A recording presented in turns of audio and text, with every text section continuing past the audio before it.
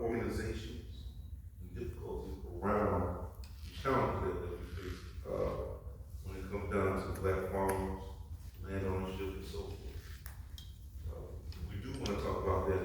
And Dr. Tony mentioned something that was very interesting, and that I think we miss as a natural resource. We see them all the time, right? Our ponds, our stormwater ponds, right? And we don't necessarily see them as a resource, but they are. One of the things you mentioned, Dr. Coleman, was the inundation of ponds. And if you remember, anybody remembers anything about world history, the Nile inundates at a certain point. And the Egyptians would wait until that was part of the season where they get even more water than they normally would have if they had gone to the Nile, gotten water and taken it back. So the inundation of the Nile during a certain season would bring them more water for irrigation. They planned for that. So we have the creation of the almanac that was a resource in order to understand how those types of things happen in more modern terms, forms of time. And I think the use of stormwater ponds, Dr. Travis, stormwater ponds, are they a resource that we can count on, especially during drought, when it comes down to airport? I think you would have to be cognizant of the use you want the stormwater pond for.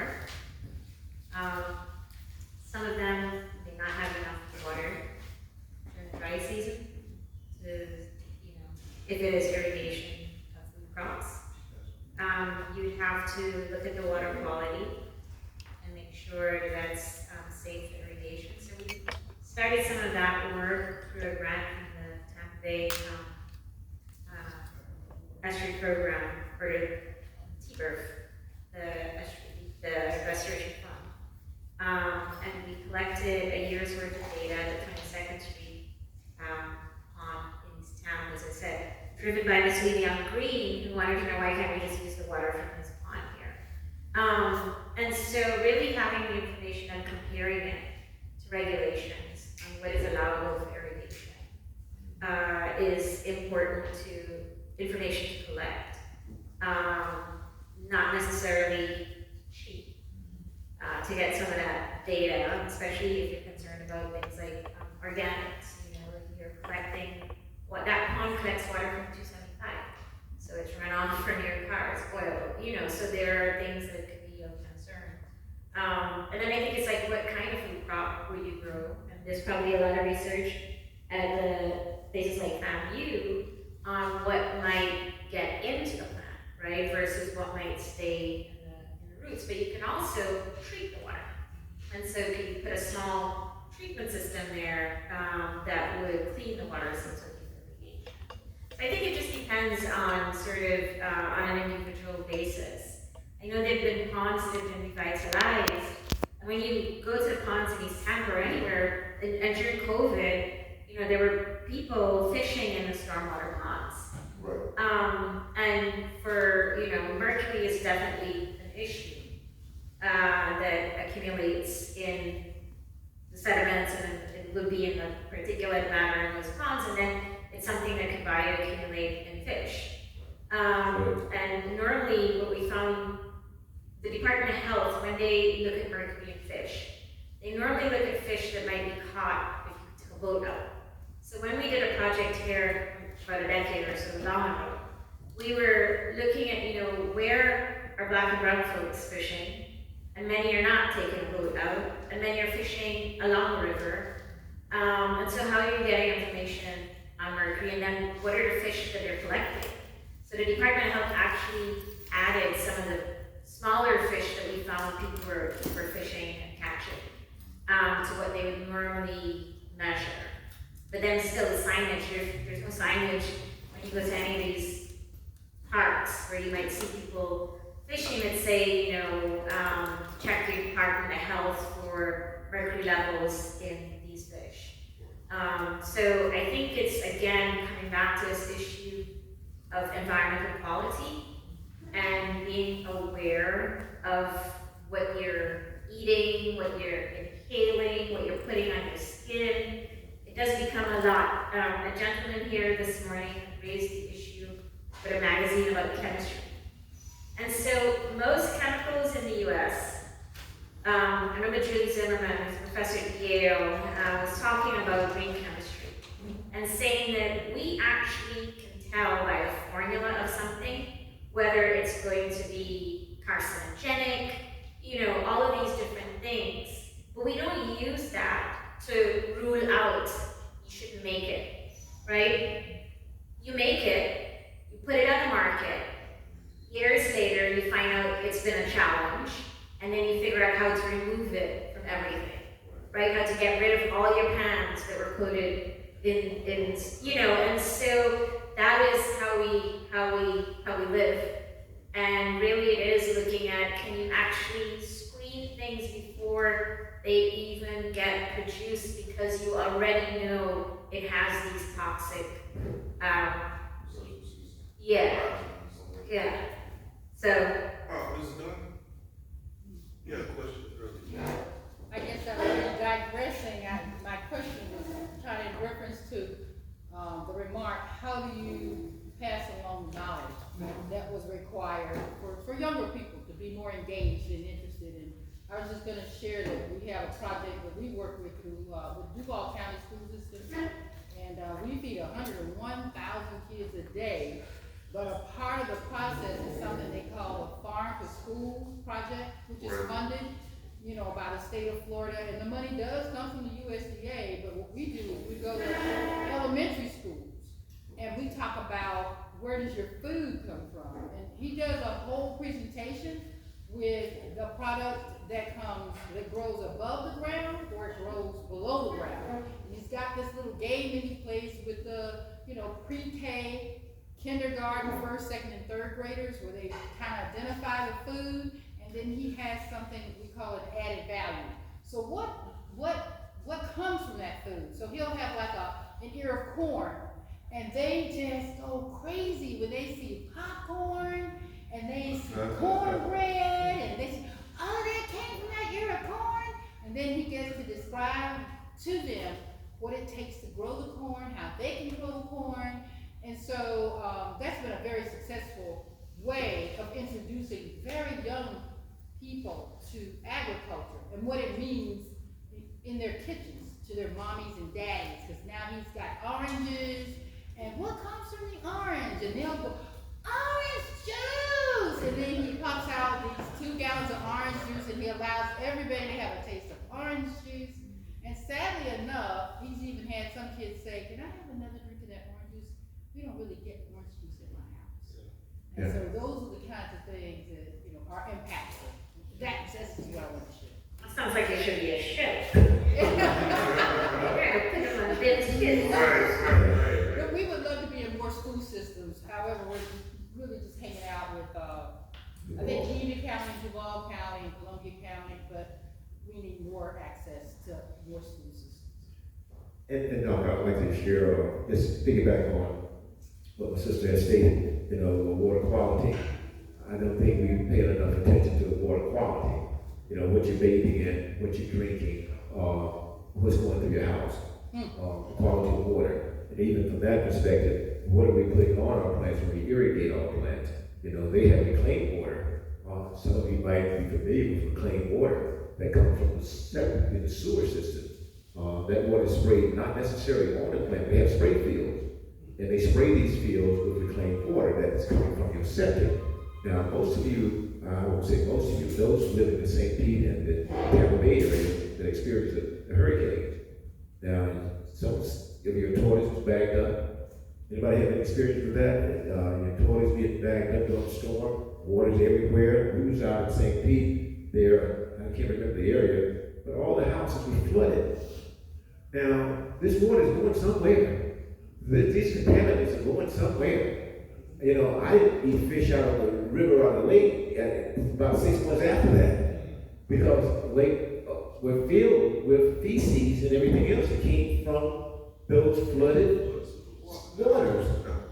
So, we are in your septic tanks. When you allow these people to come in your communities, you don't say anything about the septic. Your septic tank will flood over it quicker than anything else. Because you got flooding water. Now, this water is going to end up in the bay. You're going to fish out of the bay. You're going to eat at some of the most expensive restaurants that get their food out of the bay. So you have to think for yourselves. Where is fresh water? How do we get fresh water again? And then if you're irrigating, we're always concerned about what we spray our plants with, or where's that water coming from. We don't normally test water. We buy bottled water, but we don't really test all the water that comes out of the faucet. We assume that the fluoride is in the water. Maybe it is, maybe it's not. So it's imperative that we pay closer attention to our water sources and where this water is coming from.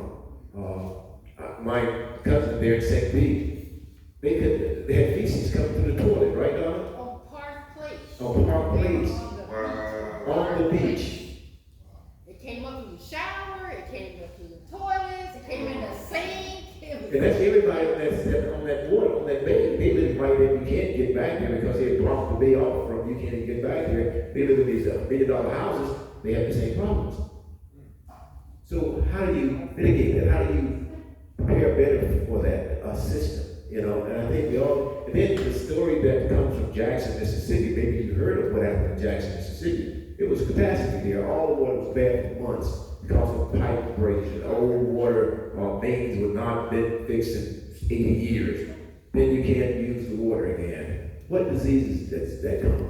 You have to really be a part of your county commissioner, your city commissioners. You have to be there at these meetings. And you have to voice your opinion when these developers come into your town and these settings in. That's what they're going to do. Hepatitis, Yes. things like that, and exposure to E. coli. All of that. So I remember having a contract where I was in charge of. It was a contract to go to all Walmarts in the South, and like from here to Miami, to do all the lift stations. Just to test the lift station to make sure and do maintenance on the lift station. Man, let me tell you something.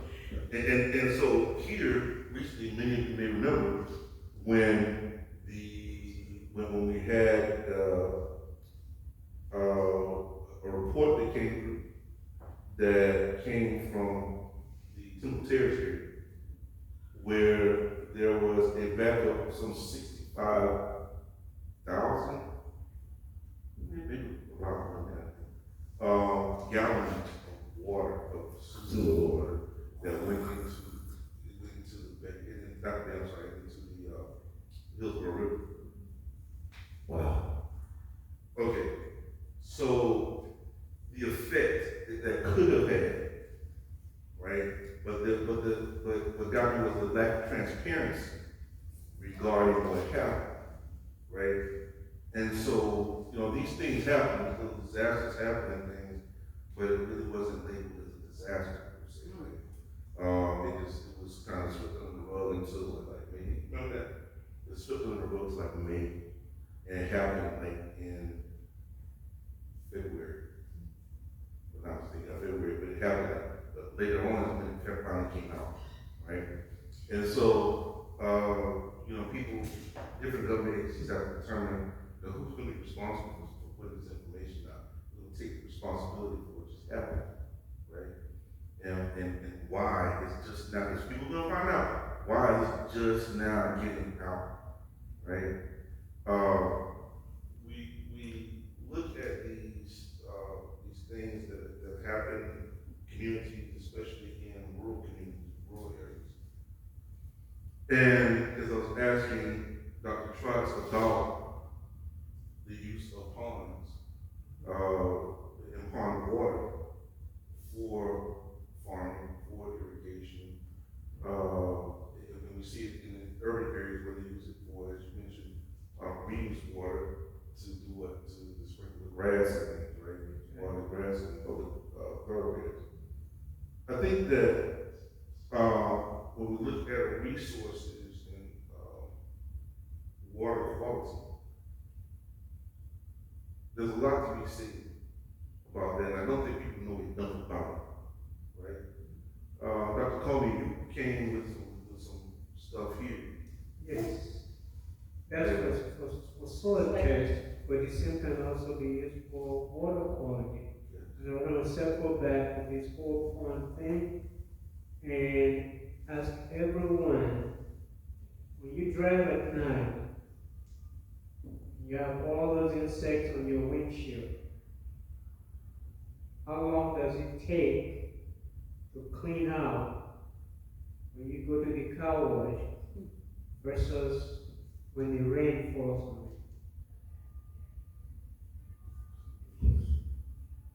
it? Okay, you can do this test next time it rains, and which will also apply to the ponds. You see, rainwater does cleaner job. See, when all that insect is on your screen, sometimes I tell my wife, say, I'll wait for the next rain. Do a better job. Yeah, that's partly because the rainwater has this weak acid we call carbonic acid. And that weak, so during the dry season like this, these plants, the quality of water is not as good as during when we have more rain. As long as it's not a hurricane pulling all of this together. Right. So if that rain brings inundation, and have you noticed if you go to ponds, it will look dark green. If it is a viable pond, it will look dark green and so on. But after a rain falls, you could see clear water, right? That's because that rainwater has improved the quality of that water. So this is where our ancestors knew when to harvest that water for irrigation. So if we, in our rural communities and neighborhoods, if we want to use those ponds, they have to be timed. This is why I said Grandpa used to have about 14 of these roundish fish ponds. So they know when to let the fish in and when to shut it off. So next time, this is your assignment. Yeah, professors like to give assignments. When you drive, let that insect be on your windshield. Try as hard as you can to wash it off. However, wait for the next rain, if you're like me, and see how easy, when that rain is falling, and that thing washes off. That is because of that weak acid that is present in the water, which is also what happens in those ponds when they look clearer after a rainfall. So that, yeah, go ahead. You know, and I'll piggyback on what you said, Doc. You know, in the horticulture business, we have to spray chemicals on your St. Augustine, your Bermuda grass, your Georgia, your centipede grass, in order to keep the insects out. Most of you may have those spray services, right? Now, you spray nitrogen to make it green. You also spray insecticide to keep the worms out, to keep everything out, in order to have a beautiful, perfect yard. It's impossible in Florida to have one without chemical sprays, right? And you see in the diet, brown patches and this and that, it's caused by a chinch bug or it's caused by another insect. So we spray, especially the big developers, especially those who have lots of money, they want a perfect green yard. And that's, you can't get it unless you spray the chemicals. Now, where does this runoff go? It goes to ponds. Then you find the algae that increases in the pond. Now you got blue algae all over everything on the beach, okay? This is chemicals that you're using, and no one really regulates that. I mean, they tell you you use the chemical, but they don't tell you how much you use. I can use it every month, or I can use it every other month. I can use it 3 times. How much does it take to keep the insects the disease away from your yard. So we don't really think about that. We think about the beauty of a green yard, not what it takes, and not what it's doing to the water quality and the soil quality. Because after a period of time, certain plants are not going to grow in your yard because of the residues from the chemicals. And then you say, well, my kids are out there playing football on that chemical waste yard. Nobody's done research to say what problems that kid will have down the road. As he's running barefoot, he's falling into the soil, and you just don't know. So these are a lot of things we have to be more aware of when we're in our perfect yards. That's where I think it's really helpful to amplify the stories of people who are doing it differently. And that's something that Blue Gap is trying to do.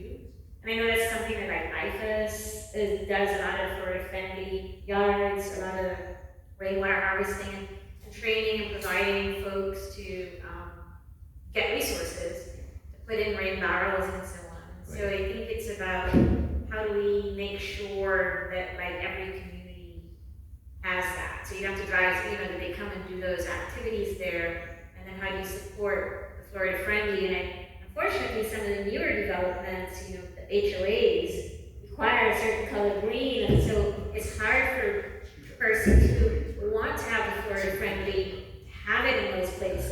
So it's really, trying to change that mindset also. We visited a farm in Virgin Islands, Mr. Hill, and it's called Sage Farms, and they do an event each October, called Bush Cook. So I don't know if you could do it on one of your farms. Yeah, and so everything that they grow, they import 90% of their food in St. Croix. And so they're trying to change that. And they say that everything that is cooked on a farm over that weekend, and they have a concert, and so it's fun. And you have to make your dishes with 90% of stuff that comes from their market. They have a farmer's market on the farm. They bring the kids in on the Friday. And then the bush cook thing is that you have chefs who are set up at different stations, and they make their dishes, and you pay a flat price, but you can get taste from everyone. So how do we create those types of activities, so the kids can come to your farm? We don't have to go to the school or through the school district, but we could organize and have our own events. Would be something that I would be interested in seeing more of. I know Lena does it at the community garden, and you're seeing more community gardens hosting events there. The bush cook. Yeah. Bush cook. It's great. I think we're gonna do that. I like that. Coal ash. Let's talk about it. They're about to mine it for rare earths again.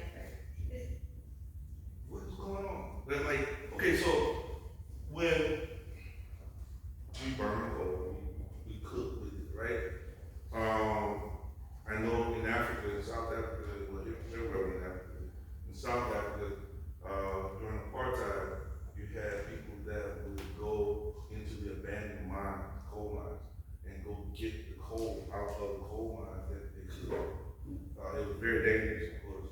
People lost their lives doing it, and they take it back to Soweto or to the township, in this case Soweto, and actually sell coal to people in town and make money. And what they would do is they would take this, and people were still cooking with this stuff, right? That's how they would light up, have electricity, the whole nine. So they had this the coal ash, right, that people would use to change the pH of soils. Right. So I came back to the States and I found out, here, fast forward now, 30 years later. Ooh, did I date myself? But 30 years later, I'm working and I'm working in the Beyond Coal campaign, and we are finding that there are coal ash ponds where we collect the residual from burning the coal, it's washed into the pond, and a particular settle at the bottom. quite often, we were finding that in other places where they had these ponds, they would take the residual, the pond, the flesh, and sell it, or give it away to roadway developers, farmers, even, in order to change, for farmers, it was a matter of changing the pH in the soil. Notwithstanding and of course now I was thinking that can't be good. That cannot be a good practice. Dr. Comey, let me go directly to Dr. Comey. Thoughts about that? About the coal ash being used for that purpose? Um, let's put it this way. If the soil is not tested, you can't know what that coal ash is doing. There's a difference between coal ash and ash from wood. These are two different things. Coal ash, as a matter of fact, originally coal is actually fossil fuel, and fossil fuel is actually plant fuel. But way back.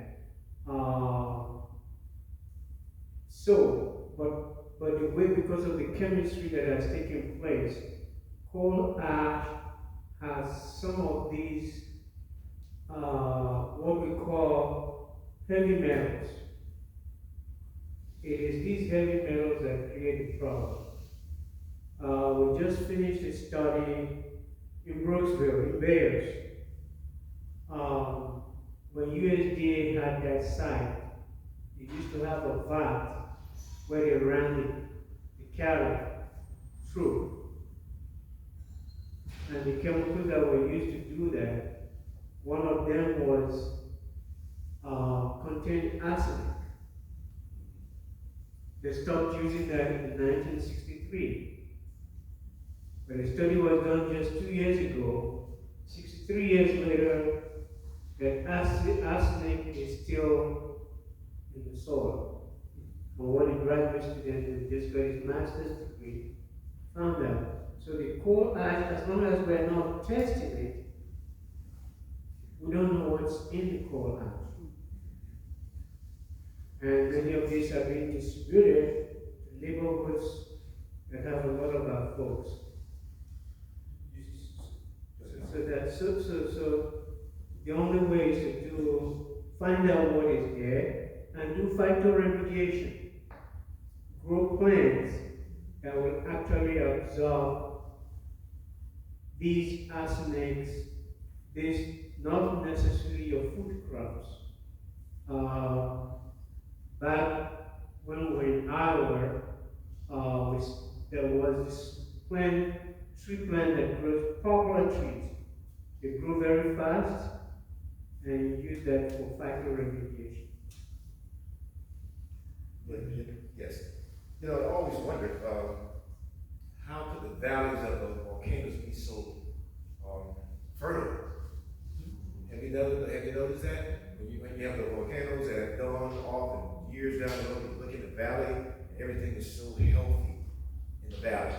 So that ash that is coming from that volcano is producing something that is beneficial to the soil.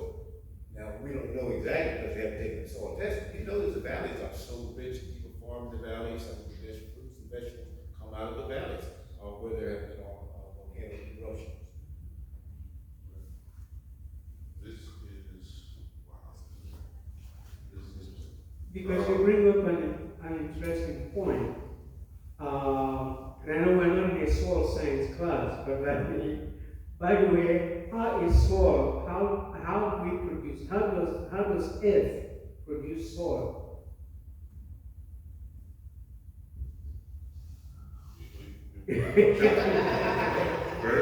Yes. Oh, Dr. Williams, I know you're a medical doctor, but I don't like that. I asked about it. This has all to do with the recycling process we touched. Not only the water go up, but other little particles come down also. And in some areas, you get a lot of, and when sometimes the rain washes stuff down from the mountains and stuff like that, and it just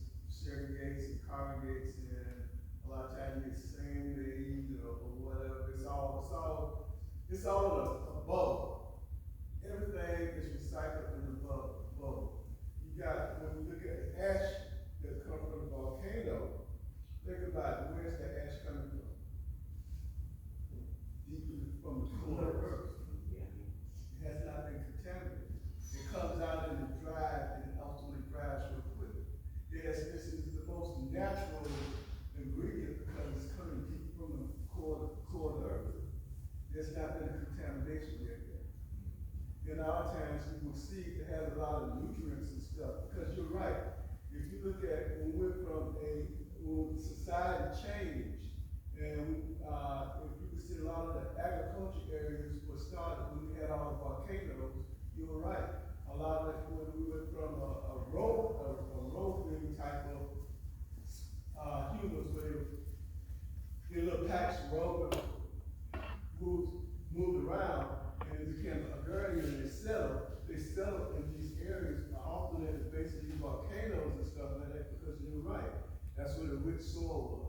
Like what we used to say, the black of the soil, the rich of the soil, whatever. I don't know exactly how, but if you will look, it has a lot to do with nature and the purity. And that's what we're talking about. When you talk about the purity of dirt and soil, when it comes deep from within, not contaminated yet. And I think decomposition. Yes. Right. The soil was made, with the decayed parts of animal life. Yes, and the soils are originally coming from rocks. Right. The rocks are broken down over time. Exactly, so the process of decomposition. Yes. So, all that yes, recycling. exactly. It comes down and washes and wears away the rocks. That's how islands are formed. Yes. That's how land is formed. I learned all this not from school, but when I taught sixth grade. I told somebody if you, Somebody pay attention in elementary. Teachers are important. Right. The sixth grade teacher coming in the teacher office. yes, so they originally made from igneous rocks, sedimentary rocks, all those things that come out as the volcano produces these rocks, and from plant life. I told somebody earlier today, if you go to Iowa, you can dig 24 inches, that is 2 feet, and you still see very dark soil. So those Midwestern states produce all this become bread baskets. From the central Florida, it's all what? Sandy soil. So the things you can produce. But in spite of that, there's plenty of pasture for raising cattle. Florida is the 5th largest producer of livestock. How many people knew that? In spite of all the tourism, we knew that because we didn't find it. No, with family, but when you go to family, you got other places. Yeah. So, but anyway, so it is that volcanic eruption, the rocks that are created that eventually decomposes to create nice soil.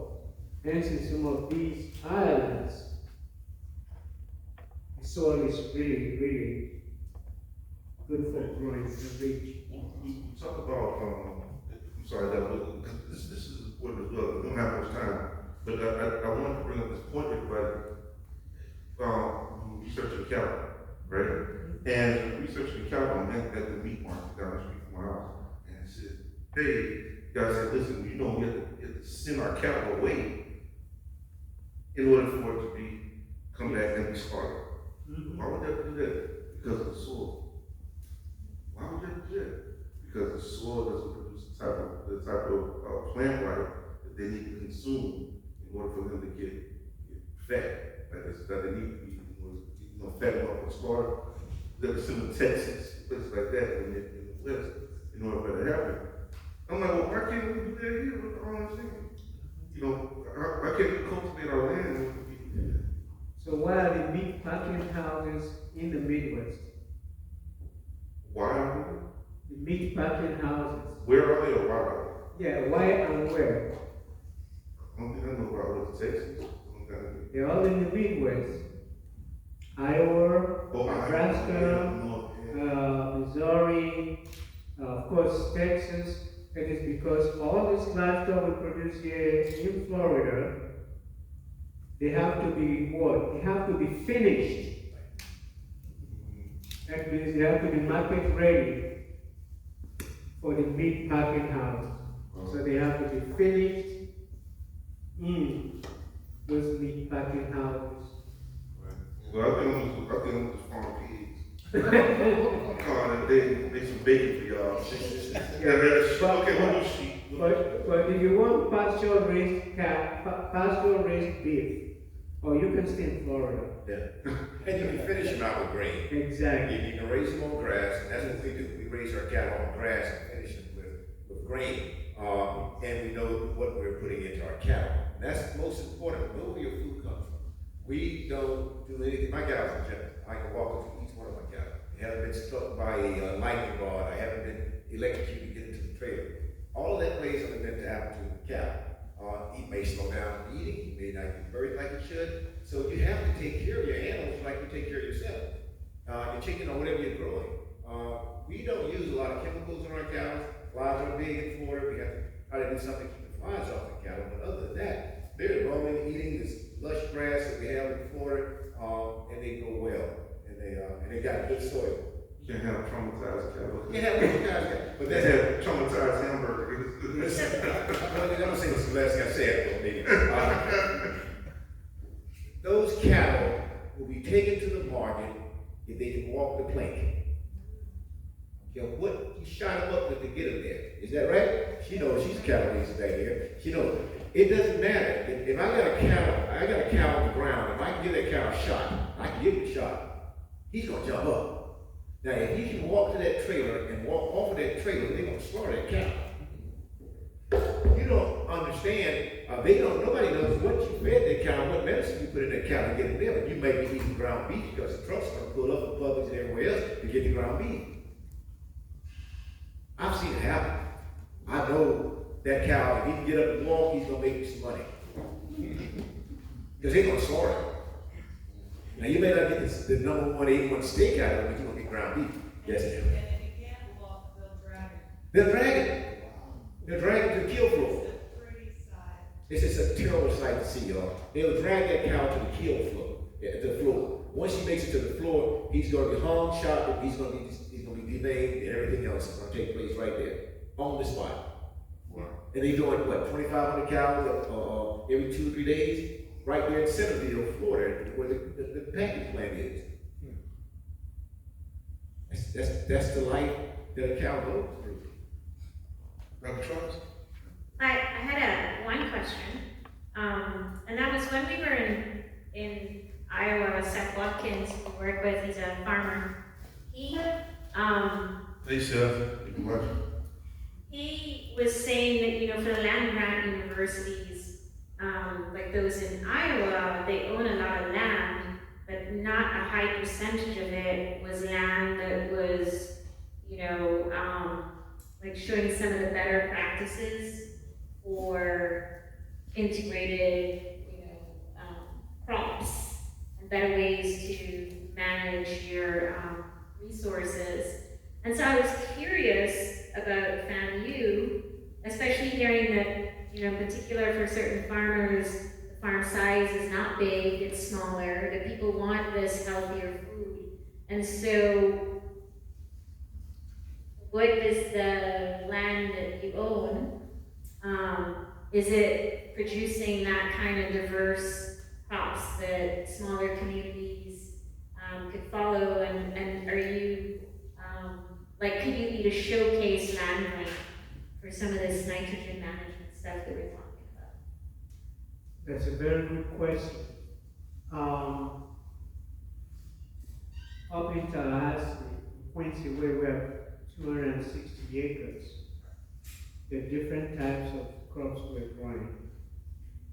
Now in Brooksville, 3,800 acres, some of that is being leased by the farmers. Of course, a portion of that is being leased right now by a company I don't want to mention here. Then on our part, we started a little, I was just telling Mr. Grant, and he knows, he just put down 400 and some blueberry seedlings. We're trying to compatibilize this plant species. You've got your blueberries over here, you've got your muscadine grapes over here. We plan to bring something that doesn't grow here at all, bringing some coffee on the hillside. Brooksville Bears is the only place where you can find that kind of undulating landscape. And then of course there's an area we're reserving for different types of vegetables, from collard greens, curry, to scotch bonnet peppers, what you call the high value crops that eventually farmers can. Hopefully we do it right, and our black farmers will do right and make great money. We should have some wiri peppers. Yeah, I wanted And to- lamb chop. I wanted to make two other connections because the discussion here has been very local community. But I think finding alliances and seeing connections sort of across the US or even globally. And so I could think of two. One is the coal. And so I remember Bill Mitch, who's a wetlands ecologist, had said he had this project that he wanted to look at called Save Mom, the Missouri, Ohio, Mississippi rivers. And speaking about West Virginia and the removal of the pines to get to the coal, not only how devastating those communities are, those coal mining areas, but also that in removing that, how much carbon or how much more you're not sequestering carbon. And that, not only that, but you've taken the pine out and now you're bringing this thing to burn to put even more carbon dioxide in the atmosphere at the same time that you are sort of changing your watershed and affecting, the Gulf eventually. So that's one connection. And then the other one is the bananas. And so I work a lot in Belize. And in this one community where I work right now, Placencia, they're complaining that their coastline is eroding. And the sand isn't coming anymore. And not only is it because people are putting structures and rocks and so on to protect their own property, but the river is no longer bringing the sand down because the banana farms are damming and using the water for irrigation. And then those are the same bananas that get preserved that come back into the grocery stores where we buy them. And so being kind of aware of where our food comes from and the impact of how it's grown, how that impacts other communities that look like us, I think is also something powerful. Absolutely. I'll never forget. Thank you so much for taking me to St. Croix. What an experience. What an experience. The people that met there were tremendous history. I advise people to go and take that trip. You've never taken it before, go. There's a lot to learn. Maybe we can set something up, take a group of people out there. But there's a lot to learn with regard to this and farming, irrigation, and things of this nature. So, and looking at the resources, and saving our resources. Saving our resources and learning how to reuse them, right? Sustainability issues around that. Again, that saves us a lot when we look at the environmental aspect of it, look at the economic aspect of being able to save those things, reuse where we can reuse appropriately. And then there's the social aspect, which deals with the issue of equity. It deals with the issue of equity, our ability to have access to things that anybody else should be able to have access to, and just access to. The fairness of having access to loans, having access to tractors, having access to machinery, and things that can help us to get to cultivate these lands, and having access to the lands, period. So I want to thank you all for today's session. This is great. Everybody give yourselves a round of applause.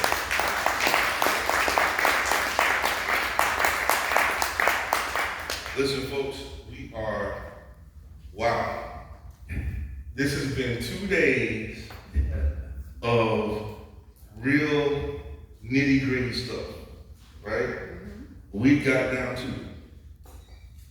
And we talked about things that were, we had the hard conversations. One day we'll be able to have even harder conversations that we need to have, right? To hash out even more. We have more time.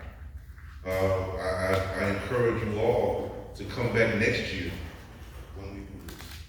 I look forward to working with you all to develop this conference into a bigger conference, a better conference, even more substantive than this one.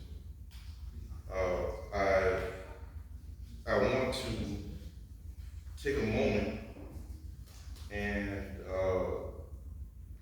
yesterday a young lady interviewed me about my what they call in the Bible the be still moment, right? Quite frankly, she made me cry. She made me shed tears. As I look out and think back on the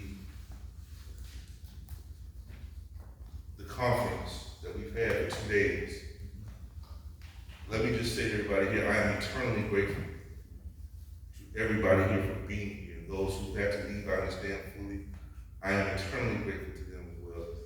I am eternally grateful to the people who sponsored this and the collaborators. My friend Cato, the photo guy over here.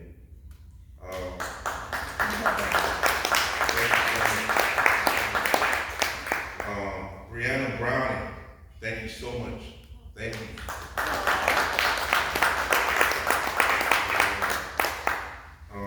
She's the one who created that flyer that you see at the front of the program. I want to thank my man 007, DJ 007, Junior over here. Thank you, Junior. Appreciate that. Each catering. Very good. Everybody knows this, but Eve actually did, they catered my wedding 23 years ago. Yes. So thank you, Chef Eric Holland and his staff. I want to thank Blue Gap, my research.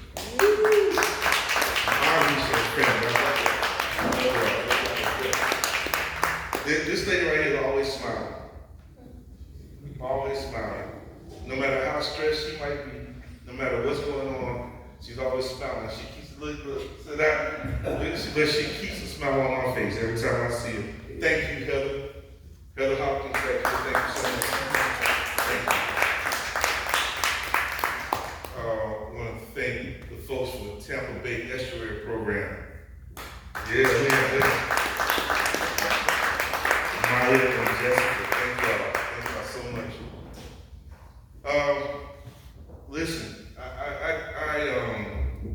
when I think about everything that we've gone through this past year, a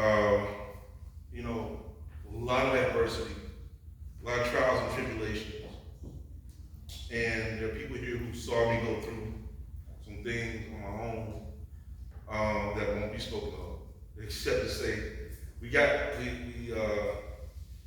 when my father passed in 2021, after 20 years, we came up now on 20 years now of the Dr. Walter L. Smith Library and Museum, 20 years.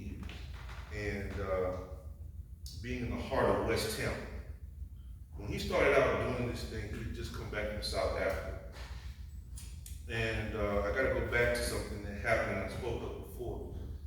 I was about 21 years old the last time I went to South Africa, and apartheid was in transition. As a matter of fact, it was done in terms of the government itself. Nelson Mandela had just been elected president of the country, and I was trying to get through engineering school at FAMU. And I remember I was on an internship at Philadelphia, Florida. My dad called me one morning and says, "Hey, Walter." I said, "Hey, Dad, how y'all doing?" "Fine." And he said, "Hey, listen, why don't you come on over here? You think you want to come over here and go to school probably for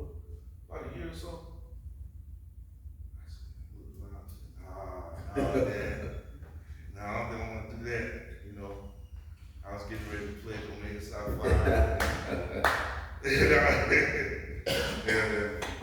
had a little girlfriend and everything, and I was getting ready to graduate. And nothing matched me going over to South Africa. So I was like, nah, man, I'm good. I just want to go ahead and graduate.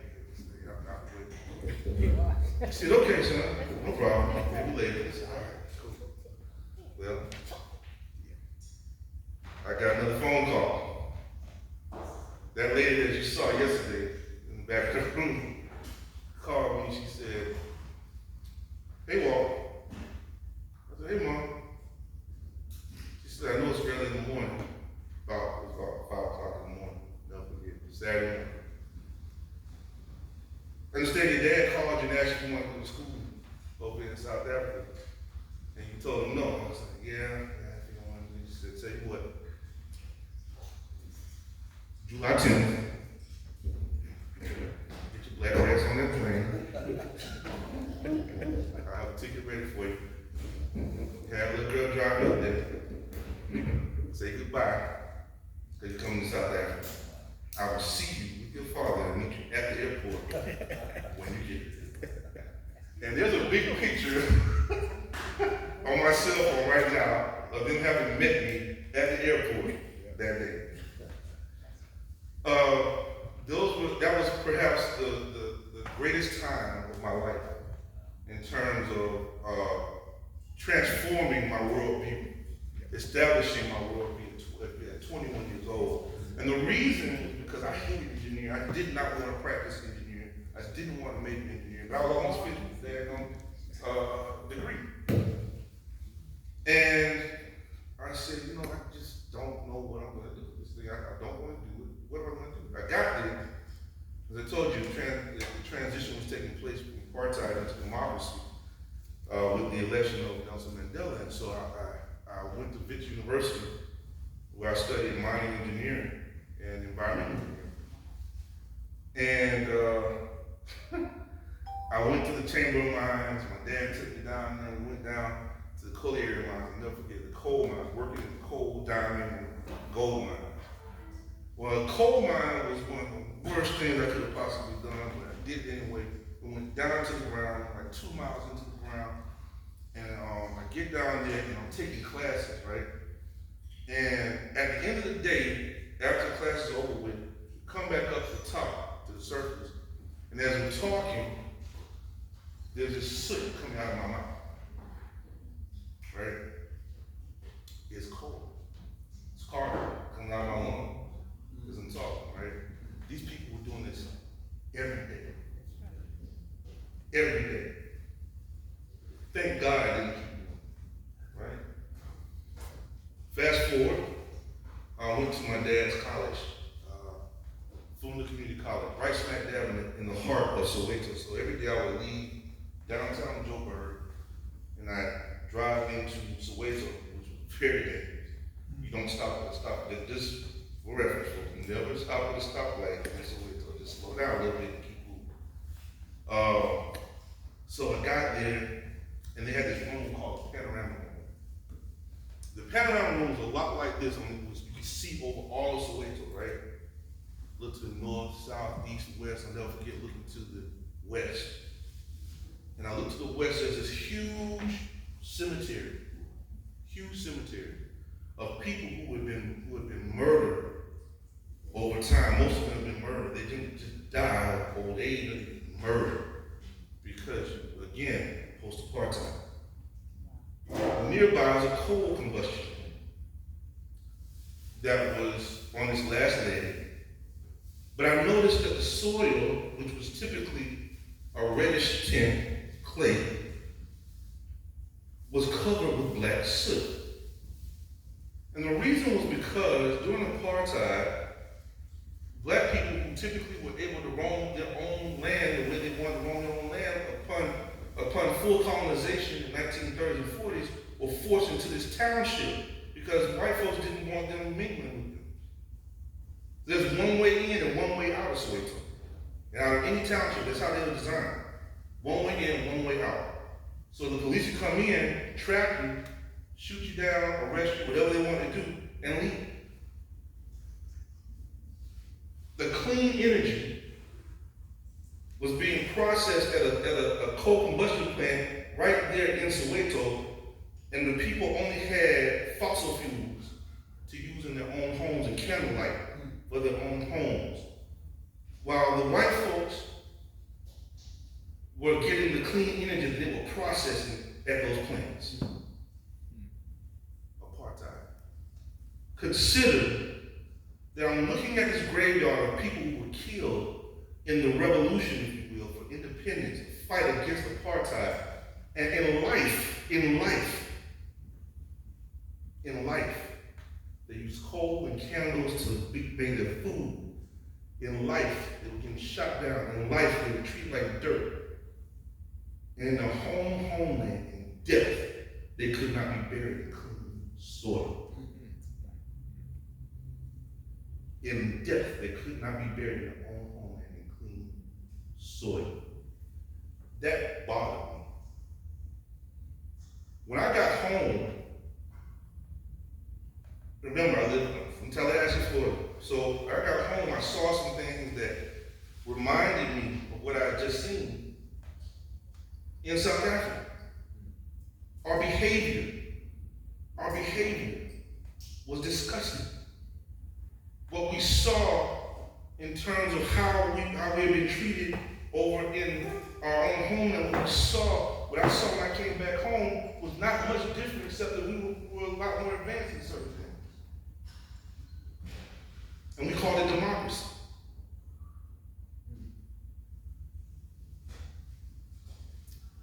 Apartheid.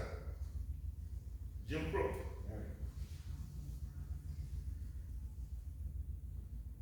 I realized then that I had to do something different as an engineer. I realized then that I had a mission that I had to live out. My job is to educate. My job is to work for liberation. I do not hold back. I am unapologetic about being a Pan-Africanist. I am unapologetic about being a black man. And I will never be apologetic about it. What I also am clear on is the fact that I am part of the human race. We are a part of the human race. The same amount of access that anybody else has is the same amount that I should have, and that my people should have. So to talk about this equal thing was never been equal for us. We have a very unique history, and we cannot sweep it under the rug. We have to work on what we have to do to transform the way that we're acting, to bring humanity back to humankind.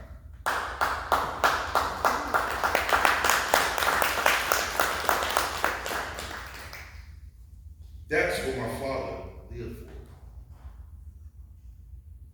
That's what he worked on all of his life.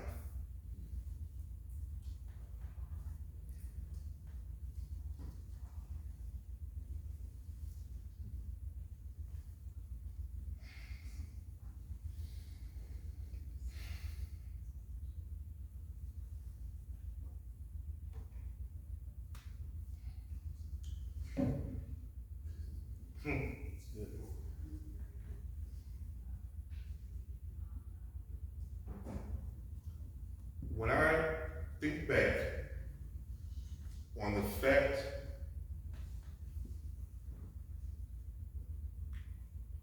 that I heard that man's last heartbeat,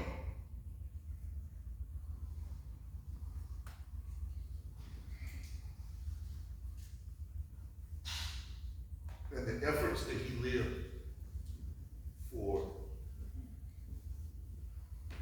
to establish a society where people can live in harmony and with human decency, human dignity.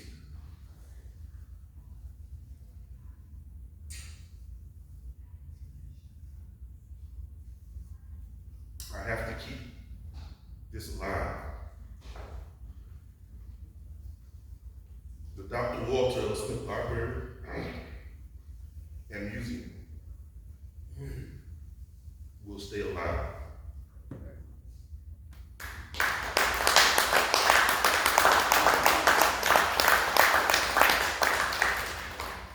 No matter what. His work is not done. But we're gonna make it. We're gonna make it. I thank everybody for coming out. Again, I cannot thank you enough. You made this a success. You made this happen. I love you all, and I will see you again next year. And I'll work with you again throughout the year to make something happen. Let's make something happen.